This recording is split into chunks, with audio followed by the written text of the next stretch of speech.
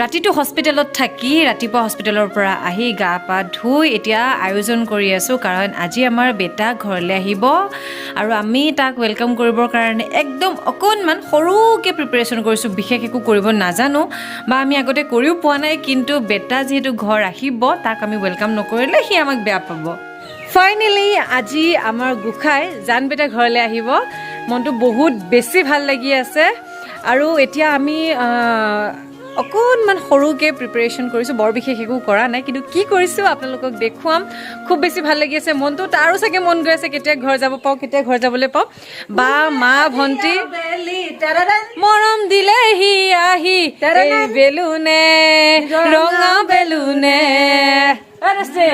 আহিছে আৰু দেই মানে ৰাইজ মই ক'লো নহয় মই আজি 24 ঘণ্টা ক্ৰছ কৰি দিলে চকুৱে তথাপি আল্টিমেট পাৱাৰ আগতে তোমাৰ টোপনি নোযোৱাকৈ থাকিব পৰা আজি আবেলি তেৰানান বহুত বেছি ভাল লাগিছে আৰু এতিয়া আপোনালোকক অকণমান বেক কেমেৰা কৰি দেখুৱাইছোঁ আমাৰ সেই অকণমান যিখিনি প্ৰিপেৰেশ্যন কৰিছোঁ সেইখিনি দেখুৱাই দিওঁ হস্পিটেলৰ পৰা আহিয়ে প্ৰথমে চোতালখনেই মচি লৈছিলোঁ পিছে ইটো সিটো কামত ইমানেই বেছি গাড়ী ঘূৰাই থাকিবলগীয়া হৈছে চোতালখনৰ অৱস্থাই নাই আৰু বেটা আহিবৰ কাৰণে আমি চাকি ধূপ গামোচা এখনো দিব লাগিব তাক সেইখিনি ধুনীয়াকৈ এনেকৈ সজাই লৈছোঁ লগতে ফ্ল'ৰত যিখিনি ফুল দেখিছে এই ফুলখিনি আমি বেটাক আদৰিবৰ কাৰণে এনেকৈ দিছোঁ এতিয়া বেটা যিহেতু খোজকাঢ়িব নোৱাৰে বায়ে কোচত আনিব আৰু এইপিনে অকণমানি এটা কেক তাৰ বাবে লগতে তাৰ নামটো আমি কিয়ান ৰাখিছোঁ নামটো কেনেকুৱা লাগিছে ক'ব আৰু বায়েকৰ লগত উঠা প্ৰথম ফটোখনো প্ৰিণ্ট আউট উলিয়াই আনি এনেকৈ ৰাখিছোঁ অকণমান ডেক'ৰেশ্যন কৰিছোঁ বৰ বিশেষ নহয় কেনেকুৱা লাগিছে ক'ব দেই আৰু আমাক ফোন কৰিছে যে হস্পিটেলৰ পৰা ওলাইছে আৰু বেছি সময় নাই গোসাঁই আহি আমাৰ ঘৰ পাবলৈ আজিৰ এই দিনটো আমাৰ কাৰণে বহুত বেছি এটা ভাল লগা দিন সেইকাৰণে খুব ফূৰ্তি মনেৰে আমি কামখিনি কৰিছোঁ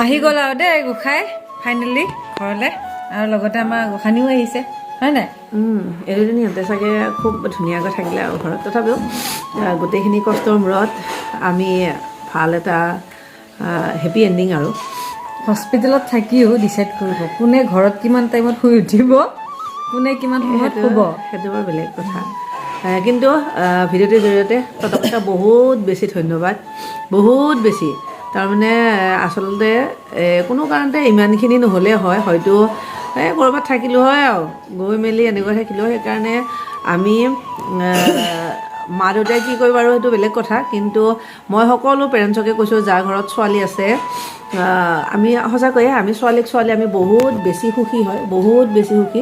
এইটোৱে 2 দিন ধৰি টোপনিয়ে মৰা নাই, তাৰে আগতে বা কিমান দিন মই নাজানো।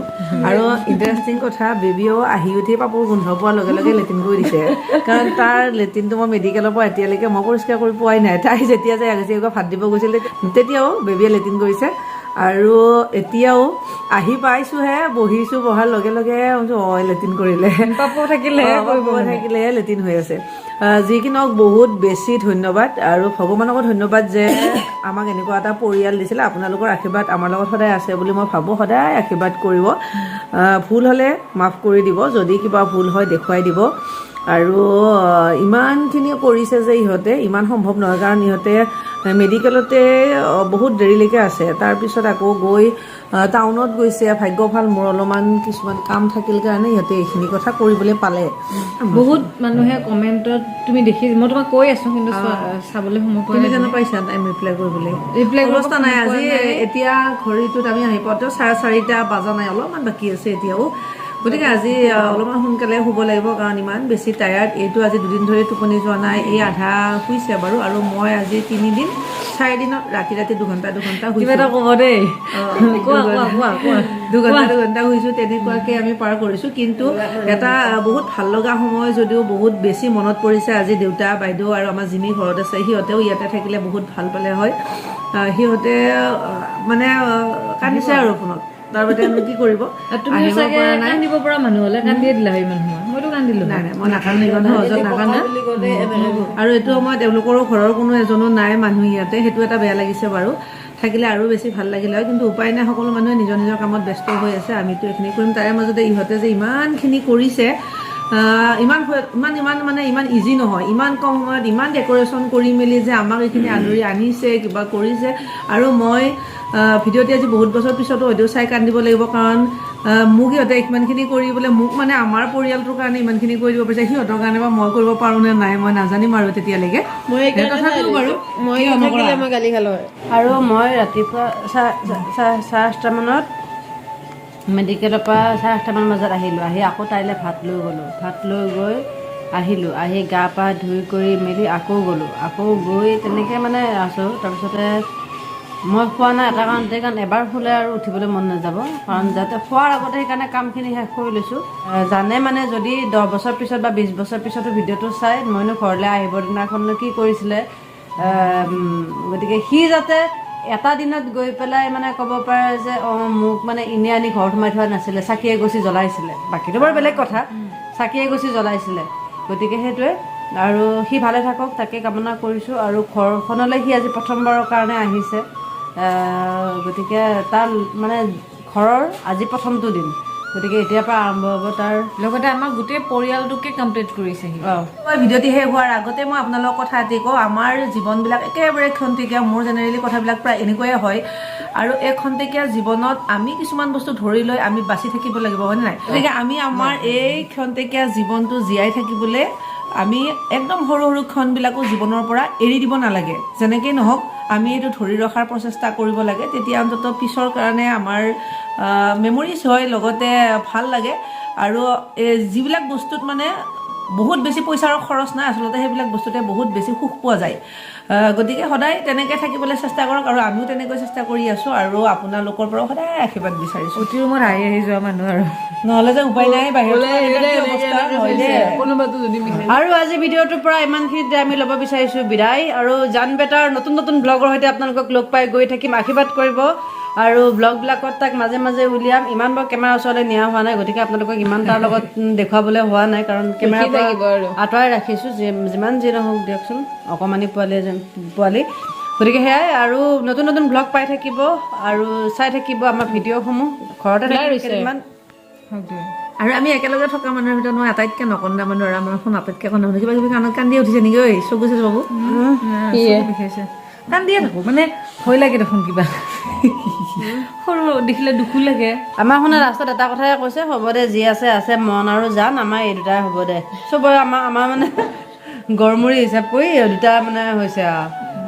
হ'ল আৰু ঠিক আছে গতিকে এতিয়া লৈছোঁ বিদায় এতিয়া আমি শুম দেই গতিকে ৰাইজ এতিয়া এতিয়া আমি শুম কাম কৰিবা তোমালোকে কাম কৰিবা তোমাৰ কালি ৰাতি তাই কালি ৰখিছে দেই মোক তাই 12টা বজাৰ পৰা ৰাতিপুৱা 7:30 বজালৈকে ৰখি দিছে এই 12টাত মানে 1:30 বজাত চাহ বনাইছো ৰখি দিয়া বুলি কৈছোঁ মই হ'ব গম পাইছোঁ কি ৰখিছোঁ